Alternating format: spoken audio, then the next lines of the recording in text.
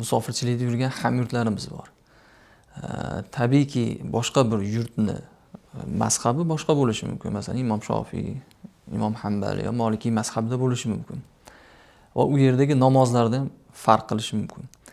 O'sha chet davlatlarda o'qishga, ish bilan yurgan hamyurtlarimiz ana shu joydagi mazhabga ergashish kerakmi? Ana shu joydagi imomga iqtido qilish kerakmi yoki men Hanafiy mazhabiga e'tiqod qilaman yurtimda. U yerda ham Hanafiy mazhabiga ergashishim kerak. Men Abu Hanifa mazhabi bo'yicha namoz o'qiyman.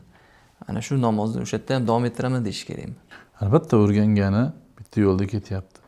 1 yilga borar, yarim yilga borar. U yerda o'zgartirib olib turib, keyin qaytib kelib yana bunga o'taman desa, o'zi uchun qiyinchilik u. Undan tashqari u yerda yurganda ham to'laqonli ravishda o'sha mazhabga faqat namoz bo'ladigan bo'lsa, namozda iqtido qilgan bilan qolgan masalalarchi. U o'zi o'rgangan, bilganiga amal qiladi va boshqa mazhabda imomi turgan bo'lsa, unga iqtido qilishlikda hech qanaqa monelik yo'q. Ya'ni mazhablar bir-biriga imomiga iqtido qiladigan bo'lsa, amalini o'zgartirsin degan joyi yo'q. Shu bo'yicha amal qilaveradi. Unda hech qanaqa katta bir muammo chiqmaydi. Boradi, qanday namoz o'rgangan bo'lsa, shunday o'rgangancha o'qiyveradi, qaytib kelib yana shunday davom etadi.